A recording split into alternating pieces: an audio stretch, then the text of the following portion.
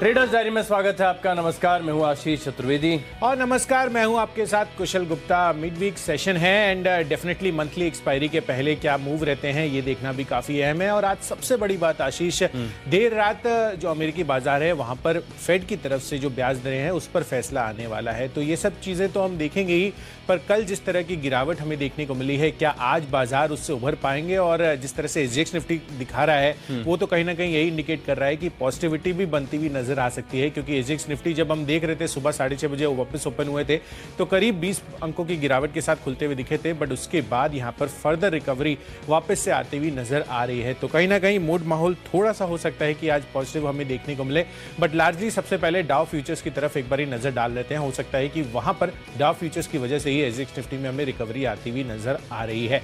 Dow futures लगभग 100 अंकों की तेजी के साथ अभी कारोबार करते हुए दिख रहे हैं। तो डेफिनेटली कल अमेरिकी बाजारों में जिस तरह की पिटाई होती हुई दिखी थी उसके बाद एक अच्छी रिकवरी के संकेत वापस से लौटते हुए दिख रहे हैं, क्योंकि डाउ फ्यूचर्स ऐसा इंडिकेट कर रहे हैं। इनफैक्ट कल के सत्र में अमेरिकी बाजारों पर अगर आप एक नजर डालें तो ऑलमोस्ट दिन के लो पॉइंट पर जाकर डाउ जोन्स बंद होते हुए दिखे थे। नैस्डैक पर भारी दबाव था, ऑलमोस्ट 0.25% तक की गिरावट वहां पर भी हमें देखने को मिली। और यूरोपियन बाजारों से भी कुछ अच्छे संकेत नहीं थे ज्यादा, क्योंकि वहां पर भी गिरावट का रुझान ही करीब आधे से 1% तक की गिरावट आपको कल के सत्र में ये तमाम इंडाइसेस में आते हुए नजर आए थे। हालांकि जो फुट्सी है वो ऑलमोस्ट फ्लैट बंद होता हुआ दिखा था। तो कहीं ना कहीं ओवरऑल जो बाजार का सेटअप है अभी थोड़ी सी नेगेटिविटी दिखा रहा था कल के सत्र में, पर आज जो डाउ फ्यूचर्स इंडिकेट कर रहे हैं वो तो यही इशारा कर रहे हैं कि अब देखिए एसजीएक्स निफ्टी भी हरे निशान में आता हुआ दिख रहा है। तो एक पॉजिटिव ओपनिंग की संकेत तो हो रहे हैं, बट लार्जली ये टिकेगी या नहीं इस पर बड़ा सवाल है। तेजी टिकेगी कि नहीं इसके ऊपर बड़ा सवाल है। इनफैक्ट मैं भी स्ट्रांगली मान रहा हूँ कि आज दोनों तरफ की ट्रेड जो है आपको देखने को मिल सकती है, लेकिन टाइमिंग काफ़ी अहम होगी। सब जानते हैं कि कौन से स्टॉक्स वीक हैं, कौन से सेक्टर्स में वीकनेस आ रही है और ब्रेकआउट और तेज़ी कहाँ पे देखने को मिलेगी। लेकिन टाइमिंग का खेल है। देखिए, अगर आपने तेज़ी की पोजीशंस बनाई और बाजार ऊपरी तरफ से हल्के हो गए तो आपका स्टॉप लॉस जाने में 10 सेकंड नहीं लगेंगे, और सिमिलरली इसका उल्टा कर दिया तो भी आपका स्टॉप लॉस चला जाएगा। लेकिन डिसिप्लिन के साथ स्टॉप लॉसेस को नहीं भूलना है। टारगेट्स तो हम आपको सबके बताती हैं, लेकिन हम मेक श्योर करते हैं कि सभी के जो टेक्निकल लेवल्स हैं उसके स्टॉप लॉस आपको बताएं, ताकि जो ट्रेडिंग पोजीशंस हैं आपकी ट्रैप ना हो। फिलहाल डाउ जोन्स, नास्डैक कल हल्की गिरावट के साथ, इनफैक्ट अच्छी खासी गिरावट के साथ, इनफैक्ट नास्डैक जो है 2% की कट के साथ बंद हुआ है। लेकिन फ्यूचर्स की बात की जाए तो थोड़े बहुत ग्रीन शूट्स यहाँ पर नजर आ रहे हैं। और एसजीएक्स निफ्टी 1.5 अंकों की गिरावट और 4 अंकों की तेजी, इससे कुछ समझ में नहीं आएगा। अपनी सूची पर ही फोकस करते हैं। आपकी लिस्ट में ढेर सारे स्टॉक्स ऐसे जो नतीजों के और खबरों के आधार पर आपने चुने। पहले बताओ बिकवाली वाले कौन से हैं? बिल्कुल, तो नतीजे और साथ ही जो नतीजे आने वाले हैं, कल के सत्र में भी मैंने बैंक्स और ऑटो स्पेसिफिकली कहा था कि यहाँ पर सबसे बड़ी गिरावट कल हमें देखने को मिलेगी।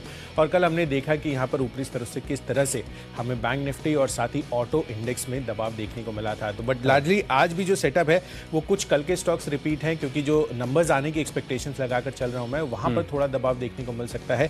तो ओवरऑल जिस तरह की सेटअप है, मिले जुले सेटअप है, 5 खरीदारी 5 बिकवाली लार्जली, बट कहीं ना कहीं कल के स्टॉक्स रिपीट है। और जो खबर है और जो नतीजे आए हैं उस पर तो ले ही रहे हैं। बिल्कुल, तो फिर मैंडेटरी बाय जो है कैश की कैटेगरी जहां पर सेल नहीं कर सकते वो बताइए। देखिए, मैंडेटरी बाई में जो नंबर्स आते हुए दिखे हैं शॉपर स्टॉप, ये काफी शानदार रहा था। इनफैक्ट इस पर हमारा डिबेट भी चल रहा था कि कौन इसको अपनी सूची में शामिल करेगा, बट नंबर्स जो आ रहे हैं यहाँ पर बहुत ही बेहतरीन देखने को मिल रहे हैं। आशीष, आई थिंक आपका भी शायद इसमें कन्विक्शन है, तो कन्विक्शन था तभी मैंने अपनी लिस्ट में शामिल किया। आपने ले लिया स्टॉक मुझसे? बिल्कुल आशीष, ये आपसे ले लिया, और टाइमिंग का फर्क है, शायद स्प्लिट सेकंड का फर्क रहा होगा कि मेरा जो पर्टिकुलरली इस पर कॉल था वो पहले आ गया। बट शॉपर स्टॉप यहाँ पर बहरहाल दोनों का ही हमारा कन्विक्शन आता हुआ दिख रहा है। आप खरीदारी करके चलिए, क्योंकि यहाँ पर नंबर्स आप देखिए, जिस तरह की रिकवरी देखने को मिल रही है इस रिटेल काउंटर में वो काफी शानदार आई है। मार्जिन 17.1%, पिछले साल नेगेटिव 31% पर थे मार्जिन।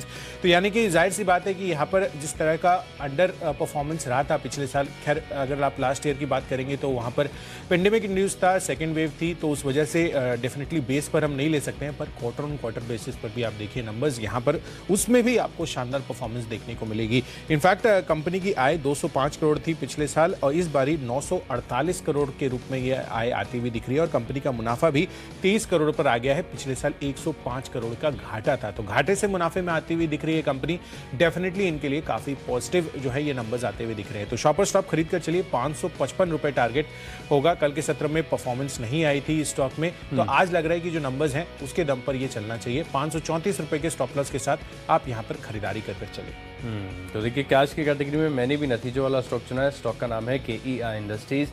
यहाँ पर आप करेंगे खरीदारी। अब देखिए अगर आप नतीजे देखें तो आपको नजर आएगा कि आय में ग्रोथ है, कामकाजी मुनाफा बढ़ा है, इनफैक्ट मुनाफे में भी काफ़ी अच्छी साल दर साल बढ़त है, लेकिन मार्जिन यहाँ पर आपको 1% का कट देखने को मिला, यानी 11% से घटकर 10% रह जाएंगे। लेकिन बिजनेस है, देखिए सब कुछ नंबर्स के हिसाब से नहीं होता। इतने चैलेंजिंग सिचुएशंस में भी देखें सिर्फ 1% मार्जिन का ड्रॉप ये दिखाता है कि कंपनी की स्ट्रेंथ और कारोबार कितना बढ़िया है।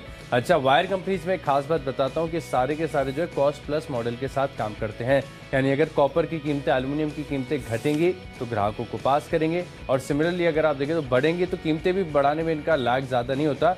नंबर्स में थोड़ा सा लैग देखने को मिलता है क्वार्टर वाइज, लेकिन धंधे के हिसाब से अगर आप देखें तो बहुत मजबूत इनकी पोजीशनिंग होती है।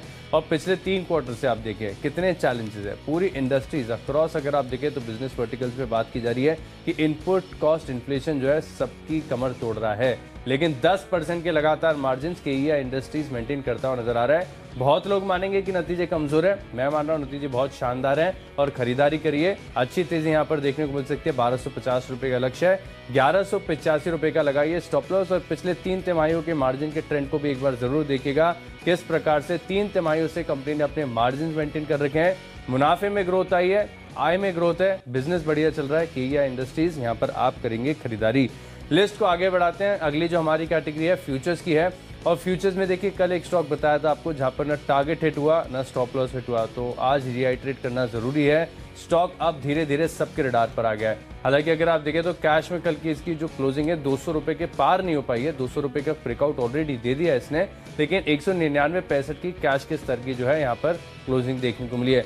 मेरा टारगेट, मेरा स्टॉप लॉस जो है अभी भी बरकरार है। अगस्त के फ्यूचर्स में आप करेंगे खरीदारी 207, 209, ये बहुत ही बजिंग जोन है। लग रहा है कि यहाँ पर जो है स्टॉक आ जाएगा काफी कुछ अच्छे दिनों में, थोड़ी तेजी यहाँ पर देखने को मिल सकती है। आप 195 रुपए का सेफर साइड लगा लीजिए स्टॉप लॉस, लेकिन याद रहे 4200 का लॉट साइज है, कॉशियसली ट्रेड करना है। कोल इंडिया 207 रुपए, 209 रुपए के लक्ष्य ले फ्यूचर्स में करेंगे खरीदारी। बिल्कुल, तो चलिए फ्यूचर्स कोल इंडिया यहाँ पर आपको खरीदारी करने की राय है। और ये जितने भी हम स्टॉक्स आपको बता रहे हैं फ्यूचर्स या ऑप्शंस के, वो अगस्त सीरीज के आपको ट्रेड करने हैं। चलिए यहाँ पर फ्यूचर्स कैटेगरी में मैंने स्टॉक चुना है टाटा पावर का। इसके अगस्त के फ्यूचर्स में आपको बिकवाली करने की राय है। इसके पहले कल मैंने आपको टाटा मोटर्स का काउंटर बताया था, वहाँ भी आप देखिए ऑलमोस्ट 1.5 से 2% तक की गिरावट आती हुई नजर आई थी। और यहाँ पर आज के लिए टाटा पावर इस कैटेगरी में मैंने चुना है जहाँ पर आपको बिकवाली करनी है। दरअसल टॉप लाइन और बॉटम लाइन पर तो आपको नंबर्स अनुमान से बेहतर देखने को मिलेंगे, पर मेजर मेरे को जो कॉज ऑफ कंसर्न लग रहा है वो है इनकी ऑपरेशनल परफॉर्मेंस। एबिटा लेवल पर आप देखिए 1683 करोड़ रुपए का एबिटा आया है, जबकि अनुमान 2200 करोड़ रुपए का था। इनफैक्ट कंपनी की मार्जिन्स पर भी 11.6% आए हैं। पिछले साल इसी तिमाही में 23% के मार्जिन्स कंपनी ने क्लॉक इन किए थे, एंड अगर आप अनुमान देखें तो 18.3% का हमारा अनुमान था। तो ऑपरेशनली काफी खराब नंबर्स हैं। मॉर्गन स्टैनले की भी नतीजों के बाद अंडरवेट रेटिंग आती हुई दिख रही है। 175 रुपए के टारगेट्स के लिए 226 रुपए इसका मौजूदा प्राइस है। तो मुझे लग रहा है कि यहाँ पर आज आपको गिरावट का रुझान देखने को मिल सकता है, क्योंकि मुझे ऑपरेशनल फ्रंट्स पर नंबर्स वीक लग रहे हैं। तो 220 रुपए के टारगेट के लिए यहाँ पर आपको बिकवाली करनी है।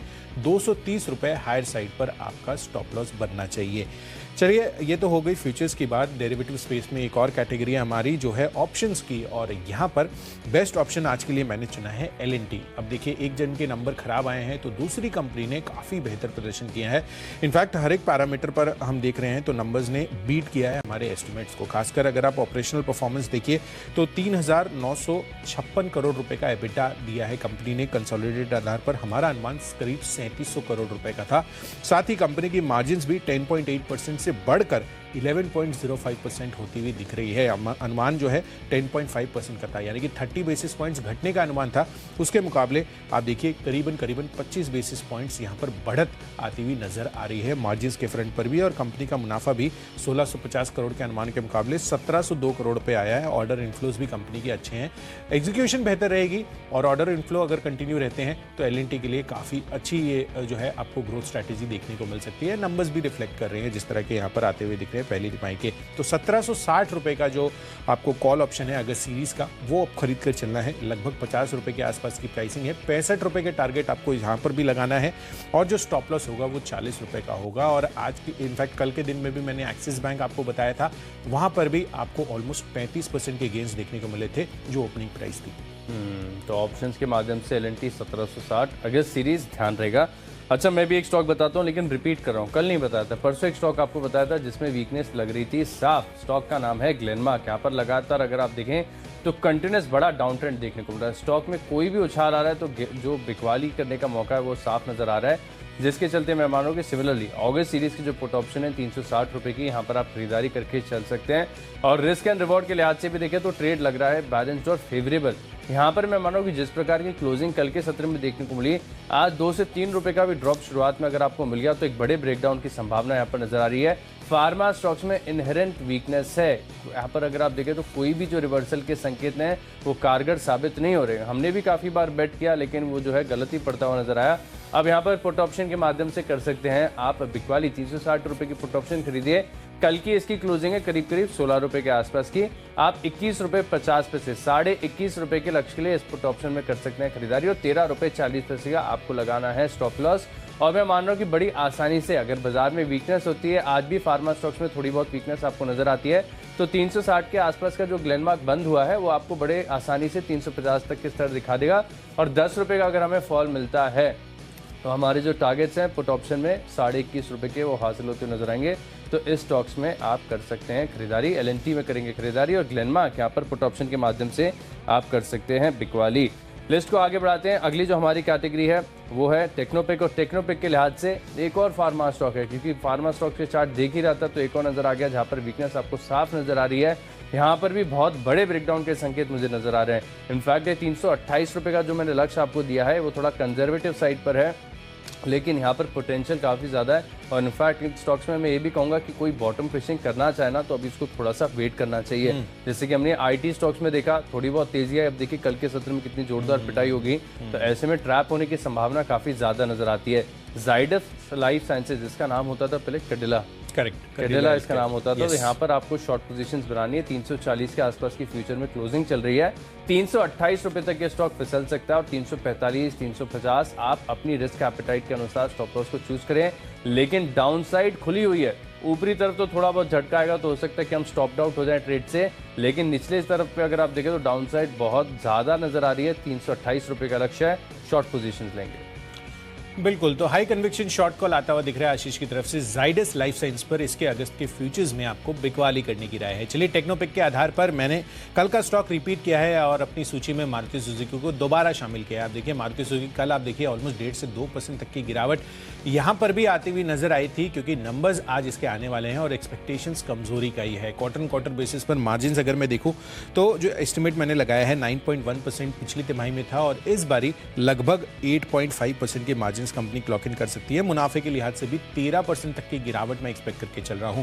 तो ओवरऑल जिस तरह के नंबर्स क्वार्टर बेसिस पर सेटअप है, मार्जिन 8.5% के मुकाबले अगर और फर्दर गिरते हैं, क्योंकि रॉ मटेरियल प्राइस की जो इंपैक्ट आती हुई दिखी है वो डेफिनेटली इनके जो मार्जिन है उस पर इंपैक्ट करती हुई दिख सकती है। तो इस वजह से मुझे लग रहा है कि यहाँ पर मारुति सुजुकी फर्दर गिरावट का आज के लिए कैंडिडेट बन सकता है। तो इसको भी बेचकर चलिए 8250, ये आपका आज के लिए टारगेट बनना चाहिए टेक्निकल चार्ट्स पर। और 8600 रुपये हायर साइड पर आपका स्टॉप लॉस भी आपको लगाकर चलना है। तो लगभग 3% के गेंस के लिए आप यहां पर मारुति सुजुकी के अगस्त फ्यूचर्स में बिकवाली कर सकते हैं।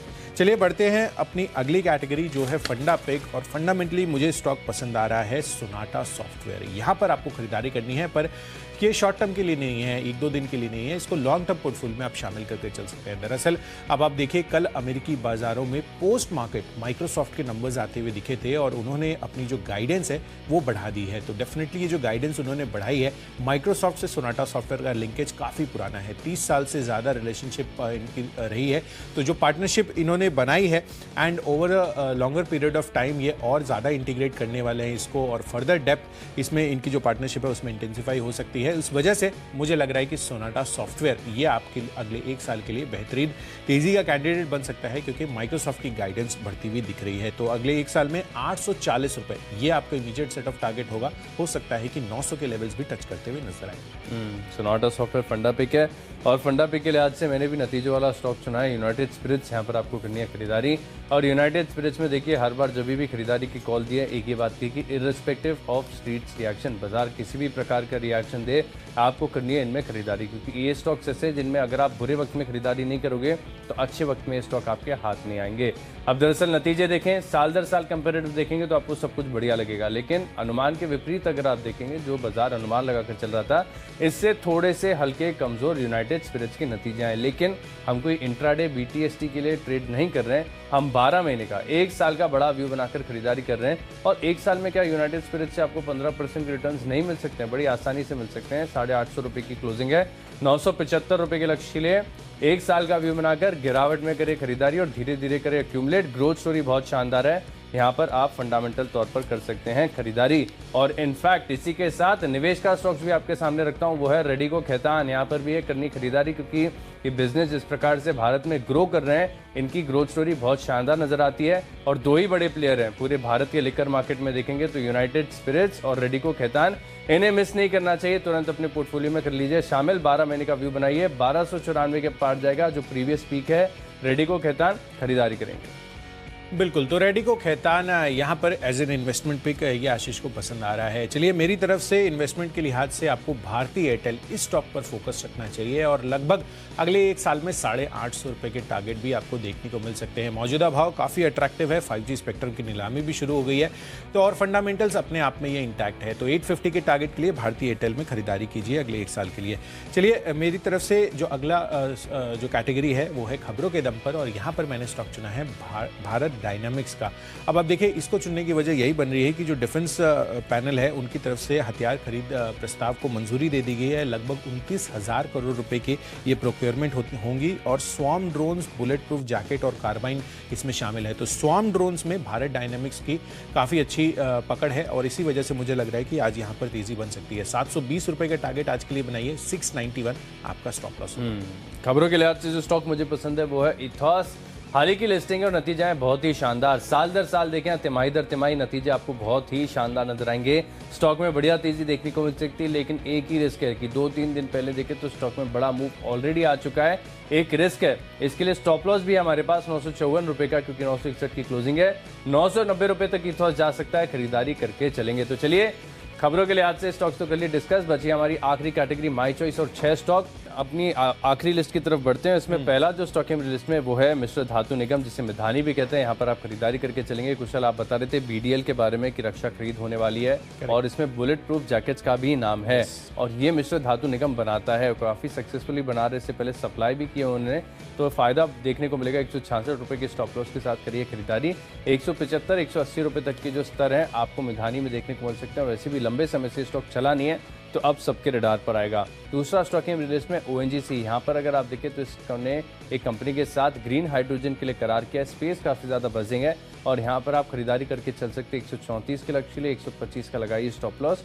और आखिरी स्टॉक है लिस्ट में नतीजों के आधार पर मैंने चुना है, लेकिन थोड़ा सा रिस्की है, क्योंकि तिमाही दर तिमाही अगर आप देखेंगे तो नतीजे थोड़े से कमजोर हैं, लेकिन साल दर साल नतीजे बहुत ही शानदार है। 980 रुपये का लगाइए स्टॉप लॉस रिलैक्सो में, यानी 8-10 रुपये का ही रिस्क लेना है। अगर आपकी कॉस्ट से 8 से 10 रुपये नीचे आए स्टॉक तो तुरंत एग्जिट कर लीजिए, नहीं तो 1010, 1025 तक के जो स्तर है रिलैक्सो फुटवेयर आपको दिखाएगा, खरीदारी करेंगे।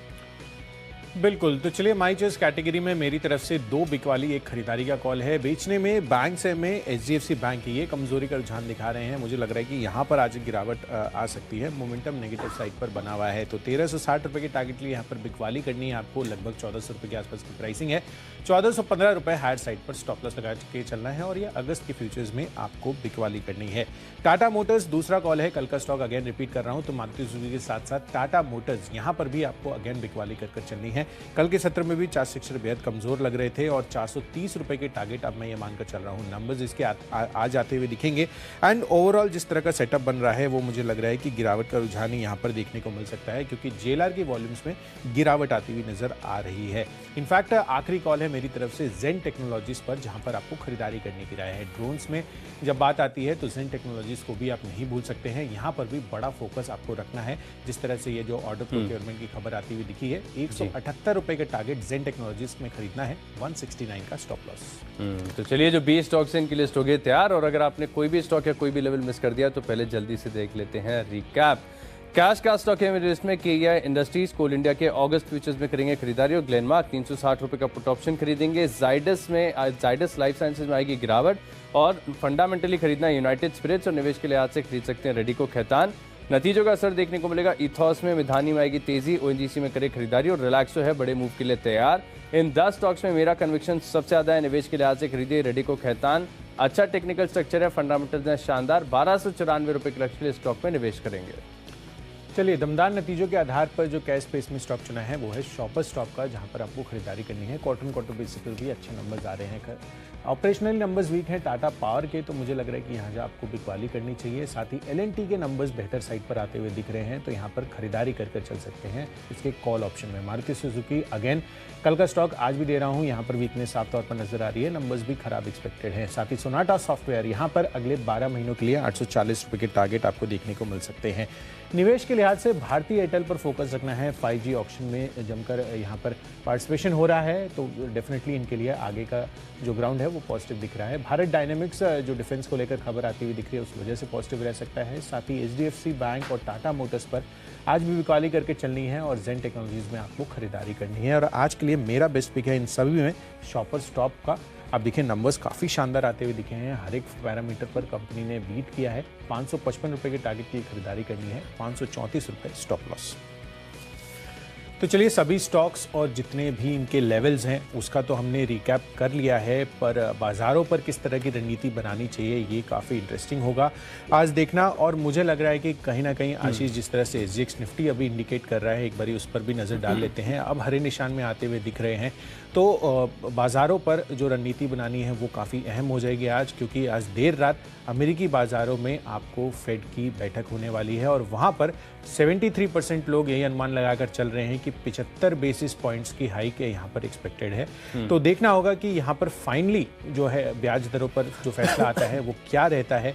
तो इन सभी संकेतों को समझने के लिए आज क्या रणनीति बनानी चाहिए।